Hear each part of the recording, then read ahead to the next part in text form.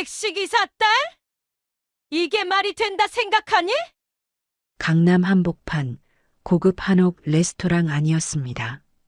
상견례 자리였죠. 우리 아들 상대로 팔자 한번 고쳐보게?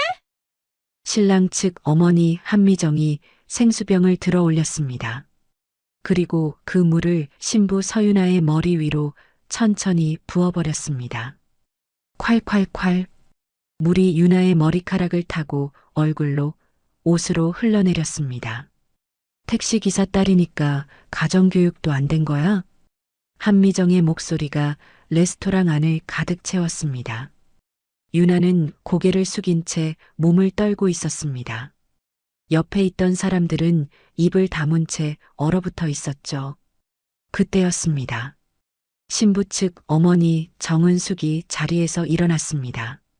그녀는 딸의 손을 잡고 한미정을 똑바로 바라봤습니다. 표정은 담담했습니다. 하지만 목소리는 또렷했죠. 후회하게 될 겁니다. 그 한마디를 남기고 은숙은 딸을 데리고 조용히 자리를 떠났습니다. 한미정은 비웃듯 코웃음을 쳤습니다. 후회? 내가 택시기사 집안이 나한테? 하지만 그녀는 몰랐습니다. 자신이 방금 절대 건드려서는 안 될 사람을 건드렸다는 걸. 이 충격적인 상견례 뒤에 숨겨진 진짜 이야기가 궁금하시다면 잠시만 구독 버튼을 눌러주세요. 댓글로 시청하고 계신 곳을 알려주세요. 반갑게 인사드리겠습니다. 이야기 바로 시작하겠습니다. 몇 시간 전이었습니다. 강남 한복판 고급 한옥 레스토랑 앞이었습니다. 오후 6시 상견례 약속 시간 10분 전이었죠. 정은숙은 딸 서윤아의 손을 꼭 잡고 택시에서 내렸습니다. 윤아는 연한 베이지색 원피스 차림이었고 은숙은 검소하지만 단정한 재킷을 입고 있었습니다. 엄마, 떨려. 윤아가 작게 말했습니다. 은숙은 딸의 손을 한 번 더 꽉 쥐어주며 미소 지었습니다. 괜찮아. 우리 윤아 예쁘고 착한데 뭐. 두 사람은 레스토랑 입구 쪽으로 걸어갔습니다. 그런데 입구 앞에 서 있던 여자의 표정이 순간 굳어졌습니다. 바로 신랑 측 어머니 한미정이었습니다. 한미정은 샤넬 트위드 재킷에 에르메스 가방을 든 채 옆에 서 있는 남편과 아들을 대동하고 있었죠. 그녀의 시선이 은숙과 윤아가 내린 택시를 향했습니다. 택시는 아직 그 자리에서 출발하지 않았고 기사님이 잠시 뭔가를 정리하고 있었습니다. 한미정의 입꼬리가 미세하게 내려갔습니다. 그리고 그녀는 낮은 목소리로 중얼거렸습니다. 이게 뭐니? 은숙과 윤아가 가까이 다가오자 한미정은 억지로 미소를 지으며 인사를 받았습니다. 어머, 오셨어요? 안녕하세요, 사돈어른. 은숙이 공손하게 인사했습니다. 네네. 어서 들어가요. 한미정의 목소리는 밝았지만 눈빛은 차가웠습니다. 일행은 레스토랑 안으로 들어갔습니다. 고급스러운 한옥 인테리어, 은은한 조명, 정갈하게 차려진 테이블이 보였죠. 자리에 앉기 직전이었습니다. 한미정이 은숙의 팔을 살짝 잡으며 귓속말로 말했습니다. 저기 사돈어른. 은숙이 고개를 돌렸습니다. 한미정은 미소를 유지한 채 하지만 목소리는 낮고 단호했습니다. 혹시 시댁 쪽 친척들이 물어보면요. 기사님이라고 해주시죠. 네. 은숙이 눈을 깜빡였습니다. 아니, 그러니까 택시 타고 오신 거 보고 혹시 사람들이 이상하게 생각할까 봐요. 그냥 기사님 모시고 왔다고 하시면 될 것 같아서요. 한미정은 웃고 있었지만 그 웃음 뒤에는 분명한 압박이 있었습니다. 그렇게 해주시죠. 체면이 있잖아요, 체면이. 은숙은 잠시 아무 말도 하지 않았습니다. 옆에 서 있던 윤아의 표정이 작게 굳었습니다. 알겠습니다. 은숙이 낮게 대답했습니다. 한미정은 만족스러운 표정으로 고개를 끄덕이고는 먼저 자리로 향했습니다. 유나가 엄마를 바라봤습니다. 눈빛에 미안함과 분노가 섞여 있었죠. 엄마, 괜찮아.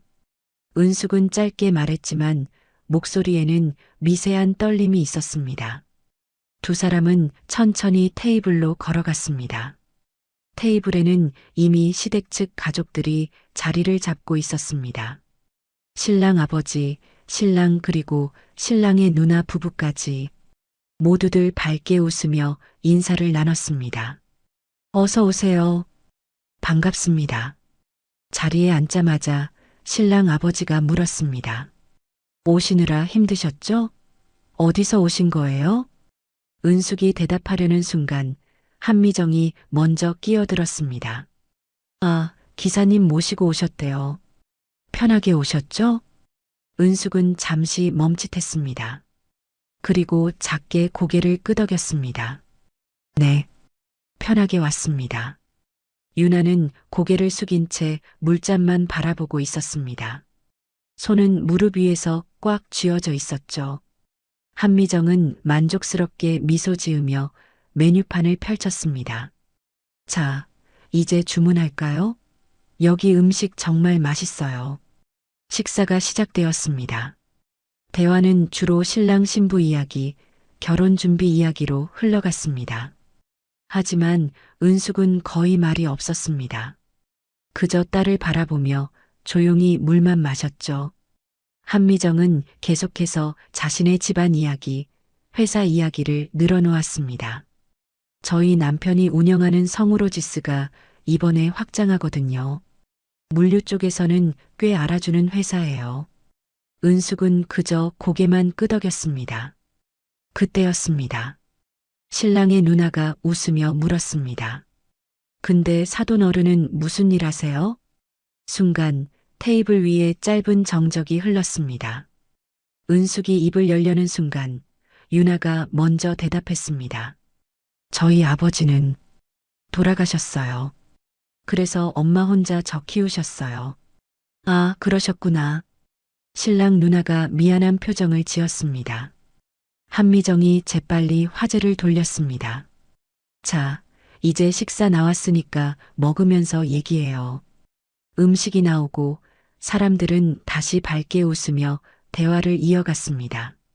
하지만 은숙의 표정은 여전히 담담했습니다. 그 담담함 속에 무언가가 천천히 끓어오르고 있었죠. 유나는 음식을 거의 먹지 못했습니다. 그저 엄마 옆에 앉아 작게 숨만 쉬고 있었습니다. 한미정은 그런 두 사람을 힐끗 보며 속으로 생각했습니다. 역시 택시 타고 오는 집안이야. 격이 다르지. 그녀는 만족스럽게 미소 지으며 와인 잔을 들어 올렸습니다. 자, 건배할까요? 두 집안의 경사를 위해서 모두가 잔을 들었습니다. 하지만 은숙의 손은 잔을 쥔 채로 미세하게 떨리고 있었습니다. 식사가 한창 진행되고 있었습니다. 테이블 위에는 고급 한정식 코스 요리들이 하나씩 나오고 있었죠. 사람들은 밝게 웃으며 이런저런 이야기를 나눴습니다. 결혼식장은 정했어요? 신혼집은 어디로 알아보고 있나요? 신랑 측 가족들은 친절하게 물었고 유나는 조심스럽게 대답했습니다. 한미정은 계속해서 자신의 집안 이야기를 늘어놓았습니다. 저희 남편이 운영하는 성우로지스가 이번에 신규 계약 몇 개 따냈어요. 물류업계에서는 꽤 알아주는 회사거든요. 은숙은 그저 조용히 앉아 있었습니다. 가끔 고개를 끄덕이거나 물을 한 모금씩 마실 뿐이었죠. 한미정은 은숙의 조용한 모습을 힐끗 보며 속으로 만족했습니다. 역시 격이 다르니까 말도 없네. 그때였습니다. 신랑의 누나 남편 그러니까 매영이 웃으며 물었습니다. 그런데 사돈어른 남편분은 무슨 일 하셨어요? 순간 테이블 위에 짧은 정적이 흘렀습니다. 유나의 손이 물잔을 쥔 채로 굳어졌습니다. 한미정의 시선이 재빨리 은숙에게로 향했죠. 은숙은 천천히 입을 열었습니다. 남편은 이미 세상을 떠났습니다. 아, 죄송합니다. 매영이 황급히 사과했습니다. 아니에요. 괜찮습니다. 은숙이 잔잔하게 웃으며 말했습니다. 그리고 잠시 멈칫하더니 조용히 덧붙였습니다. 남편은 평생 택시를 몰던 사람이었어요.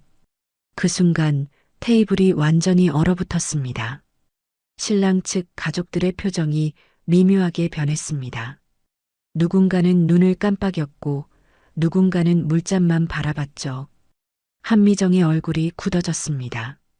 택시기사? 내가 아까 기사님 모시고 왔다고 하라고 했는데 진짜 택시기사였어? 한미정의 머릿속이 복잡해졌습니다. 매영이 어색하게 웃으며 말했습니다. 아, 택시기사 하셨군요. 그의 목소리에는 미묘한 떨림이 있었습니다. 은숙은 담담하게 고개를 끄덕였습니다. 네. 그분은 20년 넘게 택시를 몰았어요.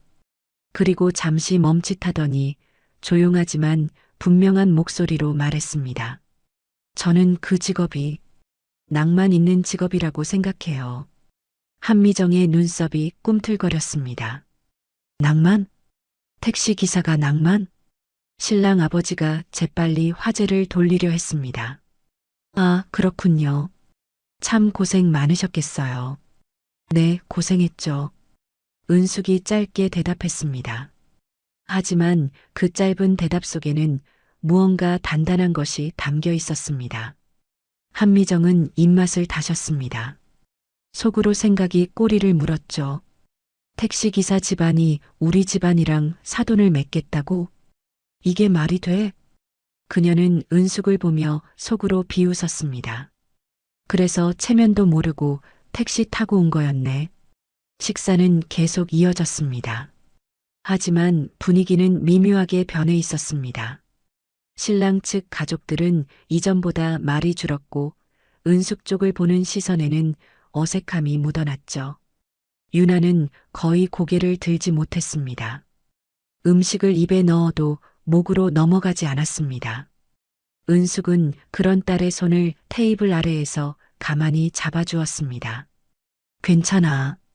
엄마가 여기 있어. 유나가 엄마를 바라봤습니다. 눈빛에는 미안함과 고마움이 섞여 있었죠. 한미정은 여전히 밝은 척 웃으며 말을 이어갔습니다. 자, 이제 다음 코스 나오니까 더 드세요. 하지만 그녀의 미소 뒤에는 분명한 불쾌함이 숨어 있었습니다. 신랑이 조심스럽게 입을 열었습니다. 어머니, 저희 됐어. 일단 식사부터 하자. 한미정이 아들의 말을 잘라버렸습니다. 신랑은 더 이상 말하지 못하고 입을 다물었습니다. 식사가 끝나갈 무렵이었습니다. 한미정이 냅킨으로 입을 닦으며 말했습니다. 그럼 다음 주에 예단 보러 가는 건 그대로 하는 거죠? 유나가 고개를 끄덕였습니다. 네, 어머님. 좋아요. 그럼 시간 맞춰서 연락드릴게요. 한미정의 목소리는 여전히 밝았지만 표정은 차갑게 굳어 있었습니다. 디저트가 나왔습니다. 달콤한 과일과 전통떡이 예쁘게 담겨 있었죠. 하지만 아무도 그 달콤함을 제대로 느끼지 못했습니다. 유나는 작은 포크로 과일을 찍으며 생각했습니다. 왜 이렇게 된 거지? 우리가 뭘 잘못한 거지?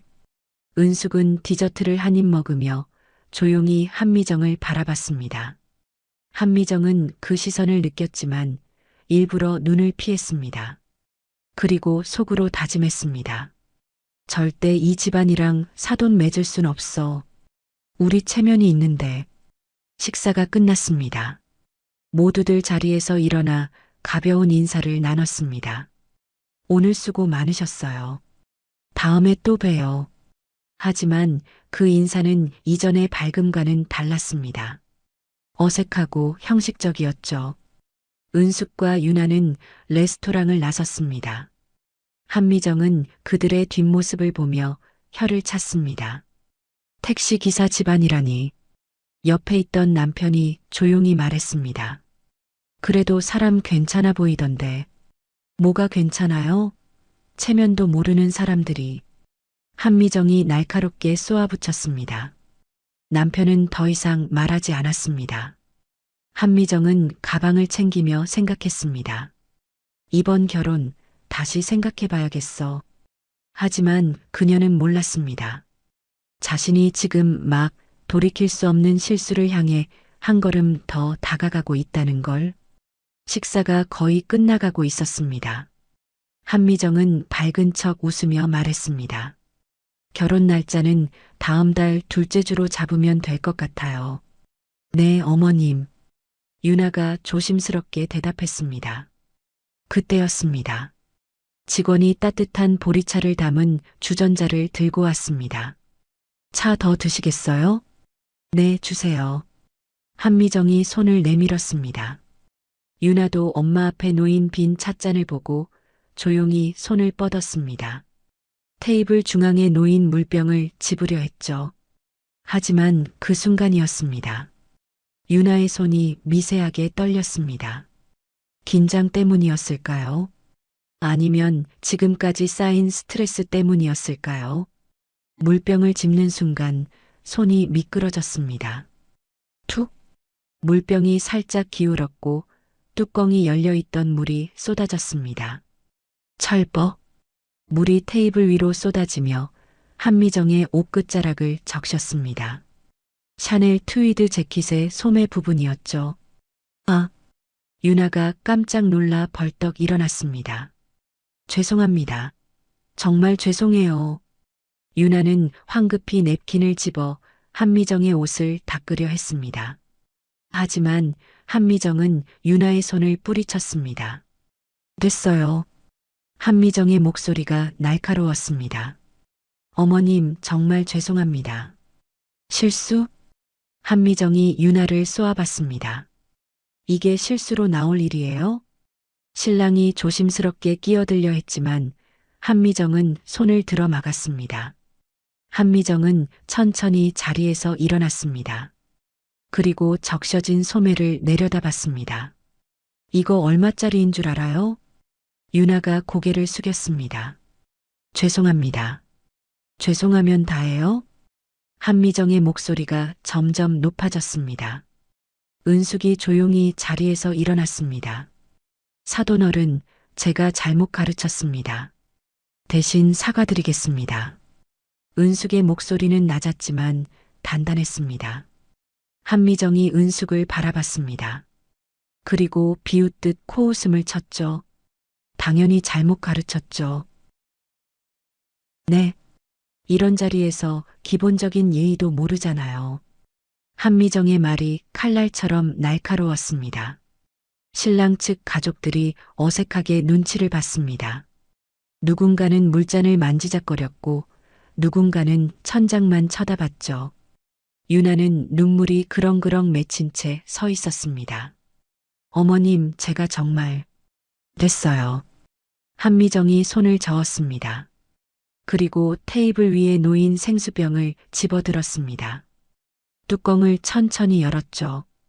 지직. 은숙의 눈빛이 날카로워졌습니다. 어머님, 뭐 하시는 거예요? 신랑이 불안한 목소리로 물었습니다. 한미정은 대답 없이 생수병을 유나의 머리 위로 들어 올렸습니다. 어머니, 신랑이 소리쳤습니다. 하지만 이미 늦었습니다. 콸콸콸. 차가운 물이 유나의 머리 위로 쏟아졌습니다. 물은 유나의 머리카락을 타고 얼굴로, 목으로, 옷으로 흘러내렸습니다. 유나는 그대로 얼어붙어 버렸습니다. 몸을 떨며 고개를 숙인 채 그저 서 있을 뿐이었죠. 택시기사 딸이니까 이런 것도 못 배우는 거야. 한미정의 목소리가 레스토랑 전체를 가득 채웠습니다. 우리 집안 체면을 더럽히지 마. 테이블 위가 완전히 얼어붙었습니다. 신랑 측 가족들은 입을 다문 채 충격에 빠졌습니다. 신랑은 어머니와 유나를 번갈아 보며 말을 잇지 못했습니다. 레스토랑 안의 다른 손님들도 이쪽을 쳐다보기 시작했습니다. 누군가는 핸드폰을 꺼내 들었고 누군가는 작은 목소리로 속삭였죠. 은숙은 그 모든 순간을 지켜보고 있었습니다. 딸이 물에 젖은 채 고개를 숙이고 서 있는 모습을, 한미정이 만족스러운 표정으로 빈 생수병을 내려놓는 모습을, 그리고 주변 사람들이 충격에 빠진 모습을. 은숙의 손이 천천히 주먹을 쥐었습니다. 그리고 그녀는 조용히 자리에서 일어났습니다.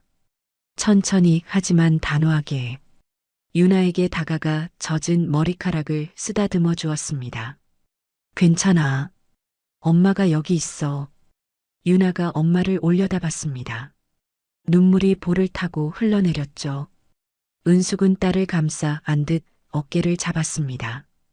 그리고 한미정을 똑바로 바라봤습니다.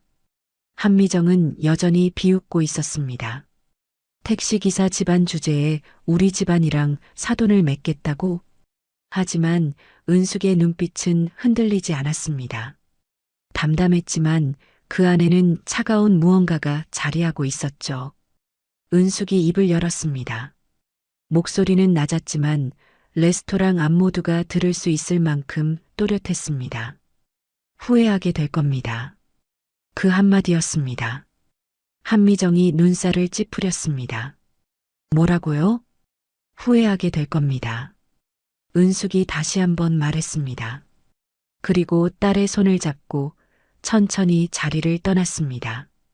한미정은 그 된 모습을 보며 코웃음을 쳤습니다. 후회? 내가? 옆에 있던 남편이 조심스럽게 말했습니다. 여보, 너무 심한 거 아니었어? 무슨 소리야? 저 정도는 해야 정신 차리지. 한미정은 냅킨으로 손을 닦으며 자리에 앉았습니다. 신랑은 얼굴이 새하얗게 질린 채 서 있었습니다. 엄마, 어떻게 그럴 수가 있어요? 됐어. 내가 알 바 아니야. 한미정은 가방을 집어들었습니다. 그리고 자리에서 일어나며 말했습니다. 이제 가자.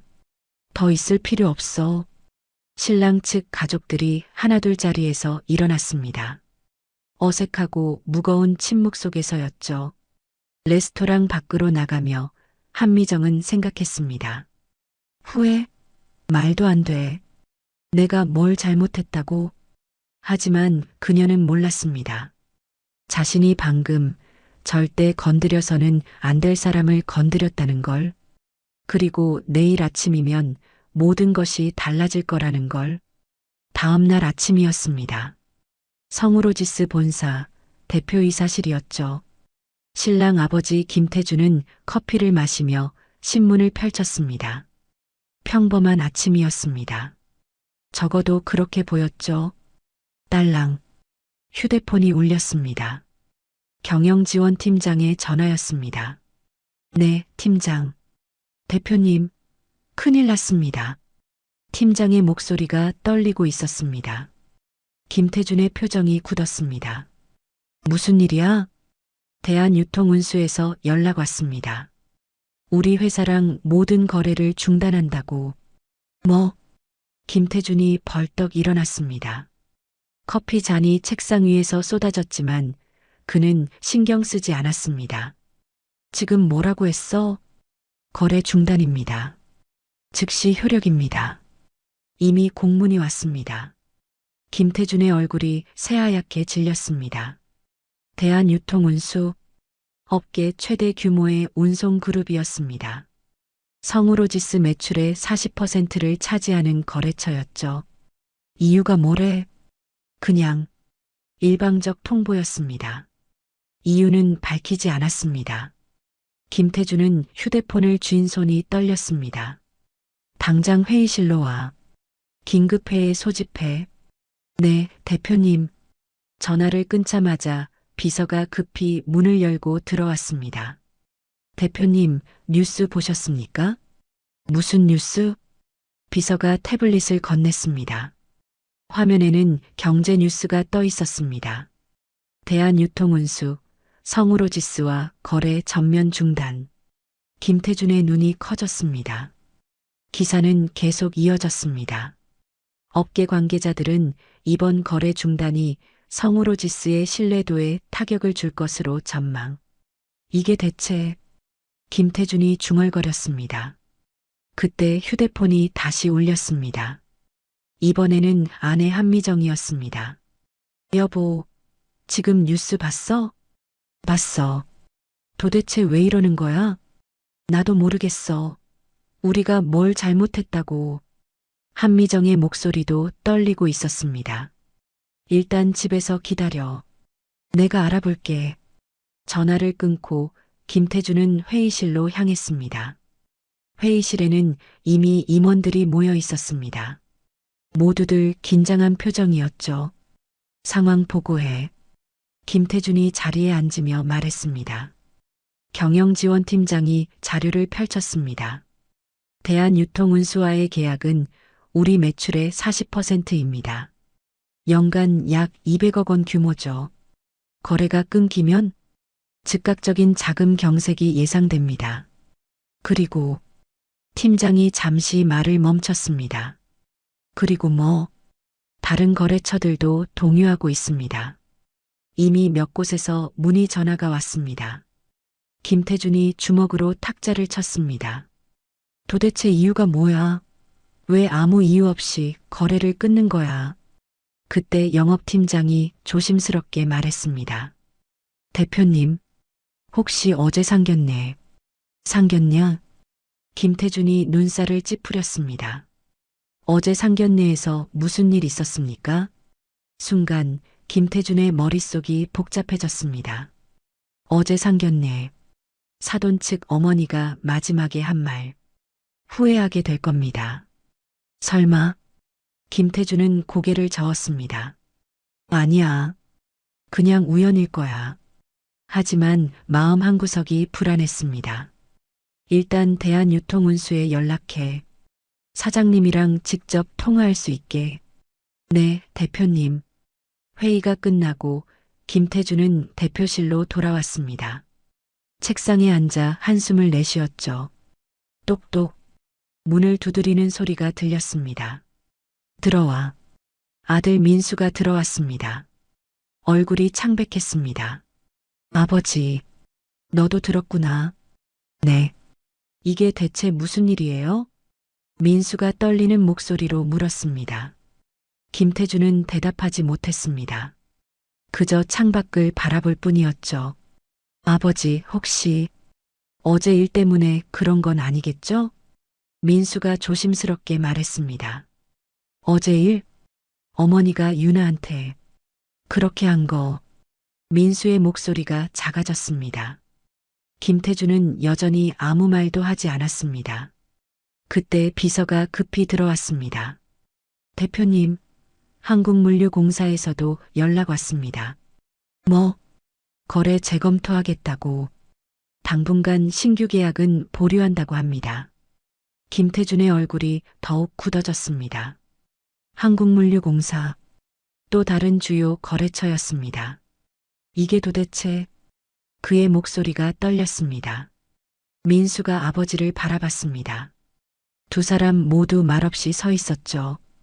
그 순간 김태준의 휴대폰이 울렸습니다. 한미정이었습니다. 여보, SNS 봤어? SNS? 어제 상견례 영상이 돌아다니고 있어. 김태준의 심장이 철렁 내려앉았습니다. 누가 몰래 찍었나 봐. 내가 물 부은 장면이. 한미정의 목소리가 점점 높아졌습니다. 김태준은 천천히 자리에 앉았습니다. 손이 떨렸습니다. 민수가 급히 자신의 휴대폰을 꺼냈습니다. SNS를 검색했죠. 그리고 그가 본 것은 어제 상견례 장면이었습니다. 한미정이 유나에게 물을 붓는 장면. 택시기사 딸이니까 라는 소리. 그리고 댓글들이 폭발하고 있었습니다. 이게 뭐야 진짜? 미쳤네. 저게 사람이야? 민수의 얼굴이 새하얗게 변했습니다. 아버지, 이거... 김태준은 화면을 보고 천천히 고개를 떨어뜨렸습니다. 그리고 그는 깨달았습니다. 모든 것이 어제 그 상견례에서 시작되었다는 걸, 그리고 사돈 측 어머니가 한 말이 현실이 되고 있다는 걸 후회하게 될 겁니다. 이제 그 말의 의미를 그는 정확히 알게 되었습니다. 같은 날 오전 10시였습니다. 성우로지스 회의실에는 긴급 대책회의가 진행 중이었습니다. 김태준은 여러 통의 전화를 받고 있었죠. 네, 알겠습니다. 최대한 빨리. 전화를 끊자마자 또 다른 전화가 걸려왔습니다. 대표님, 한국물류공사뿐만 아니라 다른 곳에서도 연락이 오고 있습니다. 경영지원팀장의 목소리가 떨렸습니다. 무슨 내용이야? 계약 재검토, 거래 보류. 다들 비슷한 내용입니다. 김태준은 책상을 주먹으로 쳤습니다. 도대체 왜? 그때 영업팀장이 급히 태블릿을 들고 들어왔습니다. 대표님, 이거 보셔야 합니다. 화면에는 경제뉴스 속보가 떠 있었습니다. 대한유통운수 정은숙 회장, 딸 혼사 파기 관련 입장 발표. 김태준의 눈이 커졌습니다. 정은숙 회장? 영업팀장이 고개를 끄덕였습니다. 네. 대한유통운수 회장입니다. 어제 상견례 오셨던 분이. 순간 회의실이 얼어붙었습니다. 모두가 서로를 바라봤죠. 김태준의 손이 떨리기 시작했습니다. 지금 뭐라고 했어? 어제 상견례에서 사돈 어른이라고 불렀던 분이 대한유통운수 회장이었습니다. 민수가 황급히 휴대폰을 꺼내 검색했습니다. 그리고 화면을 아버지에게 보여줬습니다. 거기에는 정은숙의 사진과 프로필이 떠 있었습니다. 정은숙, 대한유통운수 그룹 회장, 업계 경력 30년, 국내 최대 종합 물류기업 경영. 김태준은 그 화면을 멍하니 바라봤습니다. 이럴 수가. 민수의 얼굴도 새하얗게 질렸습니다. 아버지, 우리가 회장님한테 말이 제대로 나오지 않았습니다. 김태준은 천천히 자리에 주저앉았습니다. 어제 그 상견례가 떠올랐습니다. 택시 타고 온 사돈, 기사님이라고 해라던 아내의 말, 택시기사 집안이라며 무시하던 분위기, 그리고 마지막에 물을 부은 장면. 택시기사 딸이니까. 김태준의 손이 부들부들 떨렸습니다. 우리가 대한유통운수 회장님을. 영업팀장이 조심스럽게 말했습니다. 대표님, 뉴스에서 회장님 입장 발표가 나왔습니다. 김태준이 화면을 봤습니다. 정은숙 회장의 공식 입장이 떠 있었죠. 상견례 자리에서 있었던 일은 저희 가족에게 큰 상처였습니다. 사람을 직업으로 판단하는 태도는 용납할 수 없습니다. 대한유통운수는 앞으로 파트너사 선정에 있어 기업의 윤리와 인권의식을 최우선으로 고려할 것입니다. 김태준은 그 글을 읽으며 식은땀을 흘렸습니다. 완전히 끝났어. 그때 비서가 급히 들어왔습니다. 대표님, 기자들이 몰려오고 있습니다. 뭐? 상견례 영상이 확산되면서 언론에서 취재 요청이 쏟아지고 있습니다. 김태준은 고개를 떨어뜨렸습니다. 민수가 다시 SNS를 확인했습니다. 댓글들이 폭발적으로 늘어나고 있었습니다. 택시기사 무시하더니 그게 회장이었네. 인생 역전 실화냐. 성우로지스 망하겠다. 이런 회사가 물류업을 한다고? 그리고 기사들도 쏟아지고 있었습니다. 성우로지스, 상견례 갑질 논란, 대한유통운수 회장 딸에게 물 부은 시어머니, 직업차별 논란, 성우로지스 신뢰도 추락.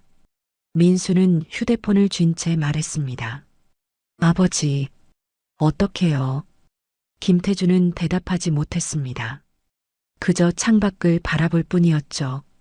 그의 머릿속에는 어제 정은숙이 했던 말이 맴돌았습니다. 후회하게 될 겁니다. 이제야 그 말의 무게를 알게 되었습니다. 회장이 택시를 타고 온 이유, 검소한 옷차림, 조용히 앉아있던 태도, 모든 것이 이해되었습니다. 그녀는 시험했던 겁니다. 사람을 겉모습이 아닌 본질로 보는지, 직업이 아닌 인간으로 대하는지, 그리고 성우로지스는 한미정은 그 시험에서 완전히 떨어졌습니다. 김태준은 천천히 휴대폰을 집어들었습니다. 아내에게 전화를 걸었죠. 여보, 어떻게 된 거야? 뉴스 봤어? 한미정의 목소리가 떨리고 있었습니다. 당신, 알고 있었어? 뭘? 사돈 어른이 대한유통운수 회장이라는 거. 전화기 너머로 침묵이 흘렀습니다. 뭐? 한미정의 목소리가 작아졌습니다. 사돈 어른이 정은숙 회장이야. 대한유통운수 그룹 회장. 그게 무슨 소리야? 한미정의 목소리에서 공포가 묻어났습니다. 당신이 어제 물을 부은 그 사람이 우리 회사 최대 거래처 회장이야. 찰칵 전화기 떨어지는 소리가 들렸습니다. 김태준은 전화를 끊었습니다. 회의실 안은 여전히 무거운 침묵이었습니다. 영업팀장이 조심스럽게 입을 열었습니다. 대표님, 어떻게 하시겠습니까? 김태준은 한참을 고민하다가 말했습니다. 대한유통운수에 사과문을 보내. 공식 사과문. 네, 대표님. 그리고 정은숙 회장님께 직접 면담을 요청해. 내가 직접 사과하겠어. 민수가 아버지를 바라봤습니다. 아버지, 우리가 잘못했어. 완전히. 김태준의 목소리가 떨렸습니다. 사람을 직업으로 판단한 우리가 완전히 잘못했어. 회의실 밖에서는 기자들의 목소리가 들려왔습니다. 플래시 터지는 소리, 질문 쏟아지는 소리. 성우로지스는 지금 무너지고 있었습니다. 그리고 그 시작은 어제 상견례에서 한미정이 부은 물 한 병이었습니다. 오후 2시였습니다. 성우로지스 본사 앞에는 기자들이 몰려 있었습니다. 카메라 플래시가 끊임없이 터졌고 질문이 쏟아졌죠. 대표님, 상견례 사건에 대해 입장 밝혀주십시오. 정은숙 회장께 사과하실 건가요? 김태준은 고개를 숙인 채 차에 올라탔습니다. 대답할 여유가 없었습니다. 회사로 돌아온 그는 곧바로 대표실로 향했습니다. 책상 위에는 각종 서류들이 쌓여 있었죠. 모두 나쁜 소식뿐이었습니다. 똑똑. 문을 두드리는 소리가 들렸습니다. 들어와. 경영지원팀장이 창백한 얼굴로 들어왔습니다. 대표님, 추가 보고 드립니다. 말해봐. 한진물류에서 계약 해지 통보가 왔습니다. 김태준의 표정이 굳었습니다. 한진까지? 네. 그리고 우리 주요 거래처 중 3곳이 더 계약 재검토 중이라고 합니다. 김태준은 의자에 깊숙이 몸을 기댔습니다. 매출 피해 규모는 현재까지 약 60%입니다. 60%? 김태준이 작게 중얼거렸습니다. 그리고 은행에서도 연락이 왔습니다. 은행? 신용 등급 재평가 대상이라고 합니다. 대출 한도 축소 가능성이 있다고. 김태준은 두 손으로 얼굴을 감쌌습니다. 이게 다 하루 만에. 팀장은 아무 말도 하지 못했습니다. 그저 조용히 서 있을 뿐이었죠. 김태준의 휴대폰이 울렸습니다. 한미정이었습니다. 여보, 나 지금 집에 못 있겠어. 한미정의 목소리가 떨리고 있었습니다. 무슨 소리야? 기자들이 집 앞에 몰려 있어. 우리 아파트까지 왔어. 뭐? 경비원이 막고 있긴 한데. 이거 어떡해? 한미정이 울먹이기 시작했습니다. 일단 집 안에 있어. 절대 밖에 나가지 마. 여보, 우리 어떻게 되는 거야? 내가 뭘 그렇게 잘못했다고. 김태준은 한숨을 내쉬었습니다. 당신이 뭘 잘못했는지 아직도 모르겠어? 뭐, 사람을 직업으로 판단한 거야. 겉모습만 보고 무시한 거야. 김태준의 목소리에 분노가 묻어났습니다. 그래도 그렇게까지 할 일이야? 한미정이 항변했습니다. 당신이 그렇게까지 했잖아. 사람 머리에 물을 부었잖아. 그건 이제 와서 변명하지 마. 우리가 완전히 잘못했어. 전화가 끊겼습니다. 김태준은 휴대폰을 내려놓고 창밖을 바라봤습니다. 그때 민수가 급히 들어왔습니다. 아버지, 직원들이 동요하고 있어요. 뭐, SNS에서 우리 회사 욕이 너무 많이 나오니까 직원들이 불안해하고 있어요. 민수가 휴대폰을 보여줬습니다. SNS에는 성우로지스에 대한 비난이 쏟아지고 있었습니다. 이런 회사 망해야 함. 직원들도 똑같을 듯. 성우로지스 절대 이용 안 함. 민수가 떨리는 목소리로 말했습니다. 이미 퇴사 의사 밝힌 사람도 있대요. 김태준은 고개를 떨어뜨렸습니다. 모두 내 책임이야. 아버지, 내가 아내를 제대로 못 말렸어. 내가 제대로 대처하지 못했어. 그날 저녁이었습니다. 김태준은 회의실에 임원들을 모았습니다. 모두들 어두운 표정이었죠. 상황은 여러분도 알다시피 심각합니다. 김태준이 입을 열었습니다. 거래처 이탈, 신용도 하락, 여론 악화, 모든 게 최악입니다. 영업팀장이 조심스럽게 물었습니다. 대표님, 정은숙 회장님께 면담 요청은 어떻게 됐습니까? 거절당했습니다. 회의실이 조용해졌습니다. 회장님 비서실에서 연락 왔는데 면담 불가하다고 합니다. 경영지원팀장이 한숨을 내쉬었습니다. 그럼 우리가 할 수 있는 게 뭡니까? 김태준은 한참을 고민했습니다. 일단 공식 사과문을 내겠습니다. 언론 브리핑도 하고 그걸로 충분할까요? 모르겠습니다. 하지만 우리가 할 수 있는 건 그것뿐입니다. 회의가 끝나고 김태준은 혼자 대표실에 남았습니다. 책상 앞에 앉아 사과문을 작성했죠. 하지만 키보드를 두드리는 손이 떨렸습니다. 무슨 말을 해야 할지 막막했습니다. 똑똑. 비서가 들어왔습니다. 대표님, 내일 오전 10시에 기자회견 잡았습니다. 알겠습니다. 그리고 정은숙 회장님 측에서 한 가지 메시지를 전해왔습니다. 김태준이 고개를 들었습니다. 무슨 내용입니까? 비서가 조심스럽게 말했습니다. 사람을 직업으로 판단하는 기업가는 함께 갈 수 없다. 그렇게 전하셨답니다. 김태준은 말없이 고개를 끄덕였습니다. 정은숙 회장의 단호한 입장이었습니다. 용서는 없다는 뜻이었죠. 그날 밤 김태준은 집으로 돌아왔습니다. 한미정은 거실 소파에 앉아 멍하니 있었습니다. 눈이 퉁퉁 부어 있었죠. 여보. 한미정이 고개를 들었습니다. 우리 어떻게 되는 거야? 김태준은 아무 대답도 하지 못했습니다. 그저 옆에 앉아 같이 침묵할 뿐이었습니다. TV에서는 뉴스가 나오고 있었습니다.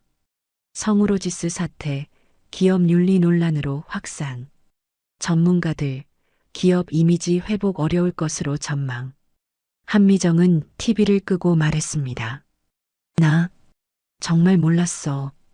그분이 회장님인 줄. 그게 중요한 게 아니야. 김태준이 조용히 말했습니다. 회장이든 아니든 사람을 그렇게 대하면 안 됐어. 한미정은 눈물을 닦았습니다. 지금 와서 후회해도 소용없겠지. 후회하게 될 겁니다. 그 말 기억나? 김태준이 물었습니다. 한미정은 고개를 끄덕였습니다. 이제야 그 말의 무게를 알겠어. 두 사람은 말없이 앉아 있었습니다. 창밖에는 어둠이 내리고 있었습니다. 그리고 성우로지스도 그 어둠 속으로 빠져들고 있었습니다. 다음 날 오전 10시였습니다. 성우로지스 본사 대회의실이었습니다. 기자회견장은 취재진으로 가득 찼습니다. 카메라가 여러 대 설치되어 있었고 기자들은 노트북을 펼쳐놓고 있었죠. 김태준은 단상 앞에 섰습니다. 옆에는 민수와 임원들이 함께 서 있었습니다. 모두 고개를 숙이고 있었죠. 플래시가 터졌습니다. 김태준은 준비한 사과문을 꺼내 들었습니다. 손이 미세하게 떨렸습니다. 먼저 정은숙 회장님과 따님께 진심으로 사과드립니다. 김태준의 목소리가 회의실에 울렸습니다. 저희 가족이 상견례 자리에서 보여드린 태도는 변명의 여지가 없습니다. 카메라 셔터 소리가 계속 들렸습니다. 사람을 직업으로 판단하고 편견으로 대한 것은 명백한 잘못입니다. 김태준은 잠시 말을 멈췄습니다. 목이 메었습니다. 특히 저희 가족이 보여드린 행동은 인간으로서 해서는 안 될 일이었습니다. 기자 한 명이 손을 들었습니다. 대표님, 부인분께서는 왜 이 자리에 안 나오셨습니까? 김태준의 표정이 굳었습니다. 건강상의 이유로. 도피하시는 겁니까? 날카로운 질문이었습니다. 김태준은 대답하지 못했습니다.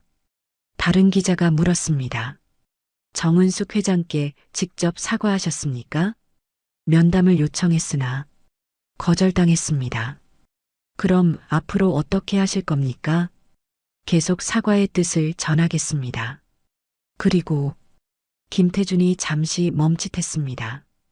회사 경영에 있어서도 사람을 존중하는 기업이 되도록 노력하겠습니다. 기자들의 질문이 계속 쏟아졌습니다. 매출 손실은 어느 정도입니까? 직원 해고 계획은 있습니까? 회사 존폐 위기라는데 사실입니까? 김태준은 하나하나 대답했습니다. 하지만 그의 얼굴은 점점 창백해졌습니다. 기자회견이 끝나고 김태준은 대표실로 돌아왔습니다. 소파에 주저앉았습니다. 민수가 옆에 앉으며 말했습니다. 아버지, 고생하셨어요. 고생은 무슨, 이제 시작이야. 김태준이 한숨을 내쉬었습니다. 그때 경영지원팀장이 급히 들어왔습니다. 대표님, 중앙물류에서도 계약 해지 통보가 왔습니다. 중앙까지. 김태준의 목소리가 작아졌습니다. 그리고 직원 20명이 퇴사 의사를 밝혔습니다. 20명? 네.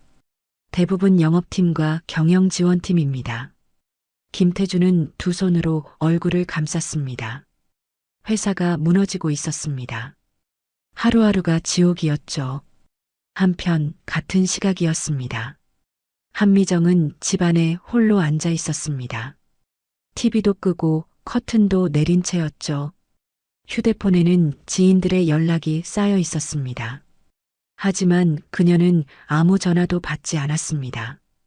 받을 수가 없었습니다. 뭐라고 대답해야 할지 몰랐으니까요. 딸랑. 현관 초인종이 울렸습니다. 한미정은 움직이지 않았습니다. 또다시 초인종이 울렸습니다. 누구세요? 한미정이 인터폰으로 물었습니다. 저, 유나예요. 한미정의 눈이 커졌습니다. 서유나. 머리에 물을 부었던 그 신부였습니다. 한미정은 잠시 망설였습니다. 하지만 결국 문을 열었습니다. 유나가 서 있었습니다. 조용한 표정이었습니다. 들어와도 될까요? 한미정은 고개를 끄덕였습니다. 두 사람은 거실에 마주 앉았습니다. 침묵이 흘렀습니다. 유나가 먼저 입을 열었습니다. 어머님, 안녕하세요. 한미정은 고개를 숙였습니다. 미안해. 그 말밖에 나오지 않았습니다. 제가 오늘 온 건 어머님을 원망하러 온 게 아니에요. 유나가 조용히 말했습니다. 한미정이 고개를 들었습니다. 그럼 민수 오빠가 너무 힘들어하고 있어요. 저도 이 상황이 괴로워요. 유나의 눈에 눈물이 맺혔습니다. 저희 엄마가 너무 심하게 하신 거 아닌가 싶어서요. 한미정은 고개를 저었습니다. 아니야. 잘못한 건 나야. 한미정의 목소리가 떨렸습니다. 내가 사람을 겉모습만 보고 판단했어. 내가 완전히 잘못했어. 유나가 한미정의 손을 잡았습니다. 어머님, 내 엄마가 택시를 타고 온 게 그게 뭐가 문제였을까? 한미정이 눈물을 흘렸습니다. 회장이든 아니든 사람을 그렇게 대하면 안 됐어. 나는 정말 최악이었어. 유나도 눈물을 닦았습니다. 엄마한테 얘기해 볼게요. 됐어. 내 엄마는 당연히 화나실 거야. 한미정이 고개를 저었습니다. 나라도 용서 못할 거야. 두 사람은 한참을 말없이 앉아 있었습니다. 유나가 일어서며 말했습니다. 그래도 한 번 더 얘기해 볼게요. 고마워. 정말. 한미정은 유나를 배웅했습니다. 문이 닫히고 한미정은 다시 거실에 주저앉았습니다. 그녀의 머릿속에는 상견례 날의 장면이 떠올랐습니다. 택시에서 내리는 은숙과 유나, 기사님이라고 해라던 자신의 말, 택시기사 딸이라며 무시하던 태도, 그리고 마지막에 부은 물, 모든 게 부끄러웠습니다. 한미정은 눈물을 흘렸습니다. 그리고 작게 중얼거렸습니다. 미안해. 정말 미안해. 저녁이었습니다. 김태준이 집에 돌아왔습니다. 얼굴이 완전히 지쳐 있었죠. 여보. 한미정이 다가왔습니다. 오늘 유나가 다녀갔어. 유나가? 김태준이 놀란 표정을 지었습니다. 응. 나한테 위로하러 왔어. 한미정의 목소리가 떨렸습니다. 내가 그렇게 대했는데 그 애가 날 위로하러 왔어. 김태준은 아무 말도 하지 못했습니다. 나 정말 최악이었어. 사람을 완전히 잘못 봤어. 한미정이 눈물을 닦았습니다. 김태준이 아내의 어깨를 감싸 안았습니다. 이제라도 깨달았으면 됐어. 회사는 어떻게 됐어? 좋지 않아. 계속 악화되고 있어. 두 사람은 말없이 서 있었습니다. 창밖으로 어둠이 내리고 있었습니다. 성우로지스는 이제 무너질 대로 무너졌습니다. 하지만 한미정은 이제야 깨달았습니다. 진짜 중요한 건 회사도 돈도 체면도 아니었다는 걸, 사람을 사람으로 보는 것, 그게 가장 중요한 거였다는 걸 너무 늦게 깨달았지만 이제라도 알게 되었습니다. 일주일이 지났습니다. 성우로지스 본사는 예전과 달리 조용했습니다. 복도를 걷는 직원들의 발걸음도 회의실 안의 목소리도 작아졌죠. 김태준은 대표실 창가에 서서 밖을 바라보고 있었습니다. 회사는 여전히 무너지고 있었습니다. 거래처의 70%가 떠났고 직원들도 계속 퇴사하고 있었죠. 은행은 대출 한도를 축소했고 신용등급은 2단계나 떨어졌습니다. 똑똑. 민수가 들어왔습니다. 아버지. 응. 유나가 엄마를 만나고 싶다고 합니다. 김태준이 고개를 돌렸습니다. 은숙 회장님을? 네. 직접 사과하고 싶다고. 김태준은 한참을 생각했습니다. 연락해봐. 어떻게든. 민수가 고개를 끄덕이고 나갔습니다. 이틀 후였습니다. 정은숙 회장의 비서로부터 연락이 왔습니다. 면담을 허락한다는 내용이었죠. 단 한미정 혼자만 오라는 조건이었습니다. 한미정은 떨리는 손으로 옷을 골랐습니다. 화려한 옷은 모두 제쳐두고 검소한 정장을 입었습니다. 거울 앞에 선 그녀는 예전과 달랐습니다. 눈빛이 달라져 있었죠. 오후 3시였습니다. 대한유통운수 본사 회장실이었습니다. 한미정은 비서의 안내를 받아 들어갔습니다. 정은숙 회장이 책상 앞에 앉아 있었습니다. 차분한 표정이었죠. 앉으세요. 은숙이 말했습니다. 한미정은 조심스럽게 자리에 앉았습니다. 침묵이 흘렀습니다. 한미정이 먼저 입을 열었습니다. 회장님, 정말 죄송합니다. 고개를 깊이 숙였습니다. 은숙은 아무 말 없이 그 모습을 지켜봤습니다. 제가 사람을 겉모습으로만 판단했습니다. 직업으로 사람을 나눴습니다.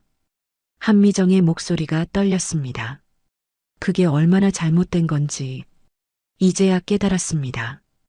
은숙이 천천히 입을 열었습니다. 이제야 깨달았다고요? 네. 너무 늦었다는 거 압니다. 한미정이 눈물을 닦았습니다. 하지만 진심으로 사과드립니다. 회장님께도 유나에게도. 은숙은 잠시 창밖을 바라봤습니다. 그리고 조용히 말했습니다. 저는 일부러 택시를 타고 갔습니다. 한미정이 고개를 들었습니다. 운전기사도 있고 차도 여러 대 있지만 택시를 탔어요. 은숙의 목소리는 차분했습니다. 사람을 어떻게 대하는지 보고 싶었습니다. 겉모습이 아닌 본질을 보는 사람인지. 한미정은 아무 말도 하지 못했습니다. 제 남편은 정말 택시 기사였습니다. 평생 운전대를 잡았죠. 은숙이 계속 말했습니다. 그분은 손님 한 분 한 분을 존중했습니다. 어떤 사람이든 어떤 직업이든. 한미정의 눈에서 눈물이 흘렀습니다. 그래서 저도 배웠습니다. 사람은 직업이 아니라 인격으로 봐야 한다고. 은숙이 한미정을 바라봤습니다. 하지만 당신은 그 반대였죠. 죄송합니다. 한미정이 고개를 떨어뜨렸습니다. 은숙은 한숨을 내쉬었습니다. 저는 당신을 용서할 수 없습니다. 한미정의 어깨가 떨렸습니다. 하지만 은숙이 말을 이었습니다. 우리 딸 유나가 당신을 용서하고 싶어 합니다. 한미정이 고개를 들었습니다. 유나가 저를? 네. 그 애는 착한 아이예요. 당신이 그렇게 대했는데도. 은숙이 작게 웃었습니다.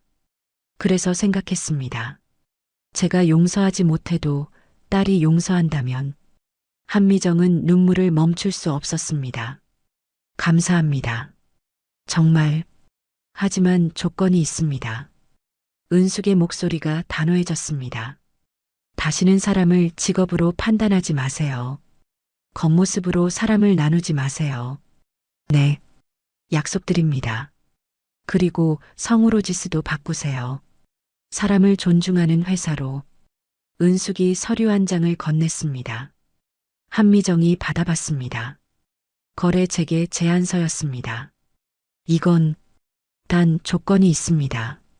직원들에게 인권 교육을 실시하고 사내 문화를 바꾸는 겁니다. 은숙이 설명했습니다. 그리고 사회 공헌 활동도 해야 합니다. 택시 기사분들을 위한 프로그램을 만드세요. 한미정은 그 서류를 꼭 쥐었습니다.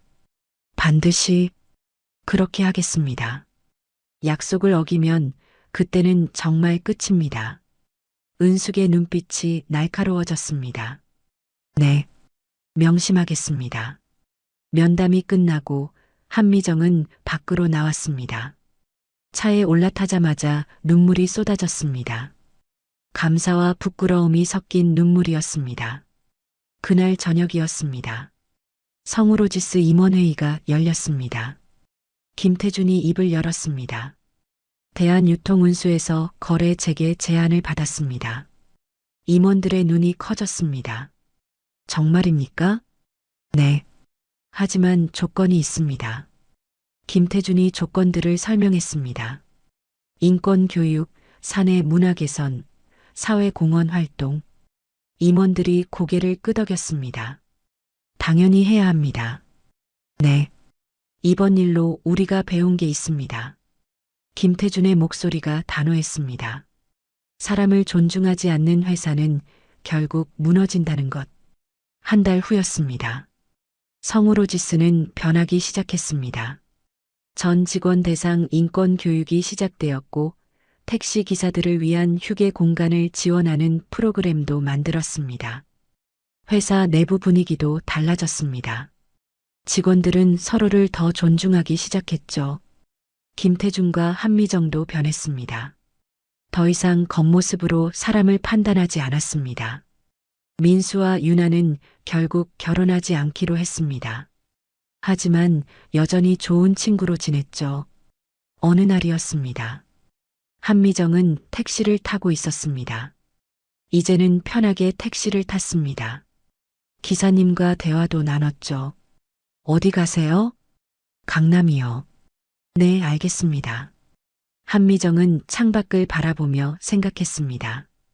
예전의 자신이 부끄러웠습니다. 하지만 이제는 달라졌습니다. 사람을 사람으로 보게 되었으니까요. 택시가 목적지에 도착했습니다. 감사합니다. 한미정이 정중히 인사했습니다. 기사님이 웃으며 대답했습니다. 안전하게 가세요. 한미정은 차에서 내려 걸어갔습니다. 하늘은 맑았고 바람은 시원했습니다. 그녀는 깨달았습니다. 진짜 체면은 겉모습이 아니라 사람을 대하는 태도에서 나온다는 걸. 진짜 품격은 돈이나 지위가 아니라 존중과 배려에서 나온다는 걸. 그리고 그 교훈은 너무 비싼 대가를 치르고 배웠지만 평생 잊지 못할 것입니다. 후회하게 될 겁니다. 정은숙 회장의 그 말은 현실이 되었습니다. 하지만 그 후회 속에서 한미정은 새로운 사람이 되었습니다. 그리고 성우로지스도 새로운 회사로 다시 태어났습니다. 사람을 존중하는 회사. 그것이 바로 이 모든 일이 남긴 가장 큰 교훈이었습니다. 끝까지 시청해 주셔서 감사합니다. 사연 빛나는 밤이었습니다.